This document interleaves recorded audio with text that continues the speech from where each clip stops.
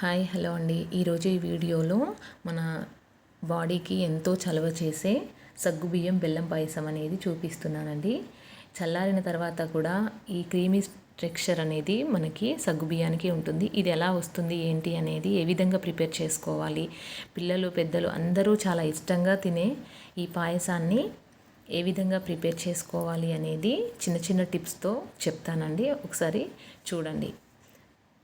దీనికోసం ఇక్కడ ఫస్ట్ ఒక బౌల్ తీసుకొని దీంట్లోకి ఒక కప్పు వరకు సగ్గుబియ్యాన్ని తీసుకోవాలి. ఈ సగ్గుబియ్యాన్ని ఒక 2 టైమ్స్ అలా వాష్ చేసుకోవాలండి. అప్పుడు దీంట్లో ఏమైనా చెత్త నలకలు ఏమన్నా ఉన్నా కూడా ఈ పైన ఉన్న వైట్ స్టార్చ్ అనేది కూడా పోతుంది. అలా కడిగేసుకున్న తర్వాత దీంట్లోకి ఒక కప్పు వరకు వాటర్ అనేది యాడ్ చేసుకొని మూత పెట్టేసి పక్కకు పెట్టుకోవాలి. 3 అవర్స్ అనేది అలా నాననివ్వాలండి. ఆ సగ్గుబియ్యాన్ని 3 అవర్స్ తర్వాత ఈ విధంగా నానిపోయి ఉంటాయి. ఈ విధంగా నానిన సగ్గుబియ్యాన్ని పక్కకు పెట్టేసుకొని స్టవ్ మీద ఒక కడాయి పెట్టుకోవాలి. ఇలా ఇటువంటి స్వీట్స్కి ఇలా వెడల్పాటి కడాయిలు అయితేనే బాగుంటాయి. ఈ కడాయిలోకి ఒక 2 స్పూన్ల నెయ్యి అనేది వేసుకొని అది హీట్ ఎక్కాక దీంట్లోకి డ్రై ఫ్రూట్స్ అనేది యాడ్ చేసుకోవాలి. ఇక్కడ నేను ఎండు కొబ్బరి, బాదం, జీడిపప్పు అనేది వేసుకున్నానండి. ఇవి బాగా ఎర్రగా వేగాలి. మరి మామూలుగా వేగినా బాగుండదు. టేస్ట్ అనేది బాగా ఎర్రగా వేగితేనే మన పాయసంలోకి చాలా టేస్ట్ అనేది వస్తుంది. ఇది ఈ విధంగా ఎర్రగా వేపుకున్న తర్వాత తీసి పక్కకు పెట్టేసుకోవాలి. ఇదే కడాయిలోకి ఒక కప్పు సగ్గు బియ్యానికి 3 కప్పుల వాటర్ అనేవి యాడ్ చేసుకోవాలి. ఇలా వాటర్ అనేవి యాడ్ చేసుకొని బాగా మరగనివ్వాలండి.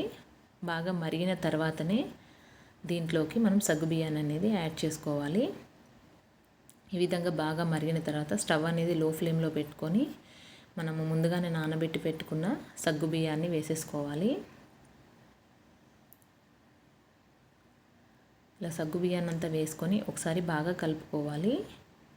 బాగా కలుపుకొని మూత పెట్టేసి 5 మినిట్స్ అనేది బాగా ఉడకనివ్వాలండి. ఇవి ఆల్రెడీ నానిపోయాయి కాబట్టి 5 మినిట్స్ ఉడికితే సరిపోతుంది. 5 మినిట్స్ తర్వాత ఇలా ట్రాన్స్పరెంట్గా అవుతాయి. ఇలా ట్రాన్స్పరెంట్గా అయ్యేంత వరకు ఉడికించుకోవాలి. అలా ట్రాన్స్పరెంట్గా అవుతేనే అవి ఉడికినట్టండి. అప్పుడే మనకి స్వీట్స్ చేసుకున్నా, మామూలుగా ఏదైనా కిచిడి లాంటివి ఏవి చేసుకున్నా చాలా టేస్టీగా ఉంటాయి. ఈ విధంగా ఉడికిపోయిన తర్వాత దీంట్లోకి ఒక కప్పు సగ్గు బియ్యానికి 4 కప్పుల వాటర్ అనేవి యాడ్ చేస్తున్నాను.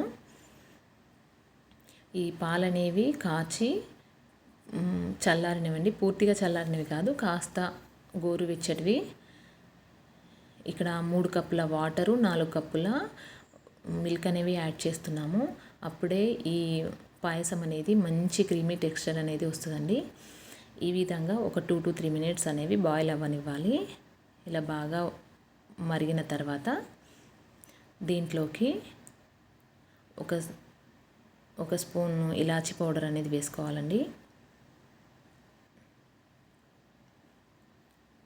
ఇలా ఒక స్పూను యాలకుల పొడి, అలాగే మనం ముందుగానే వేంపి పెట్టుకున్న డ్రై ఫ్రూట్స్ అనేవి దీంట్లోకి యాడ్ చేసుకొని బాగా కలుపుకోవాలి. ఇవి పాలల్లోనే మరిగితే చాలా టేస్ట్గా కూడా ఉంటాయండి. ముందుగానే బెల్లంలో మరిగించుకోకూడదు, అది వేరే రకమైన టేస్ట్ వస్తుంది. ఈ విధంగా మరిగించుకున్న వాటిని మనం స్టవ్ ఆఫ్ చేసి కాస్త చల్లారిన తర్వాత, మరీ పూర్తిగా కూడా చల్లారద్దండి, కాస్త చల్లారిన తర్వాత దీంట్లోకి ఒక కప్పు సగ్గు బియ్యానికి 1 కప్పున్నర బెల్లం అనేది వేసేసుకోవాలి. వేసుకున్న తర్వాత కలపకుండా మూత పెట్టేసి ఒక 5 to 10 మినిట్స్ అనేది వదిలేయండి. అలా వదిలేసిన తర్వాత మనము బెల్లం అనేది పూర్తిగా కరిగిపోతుంది.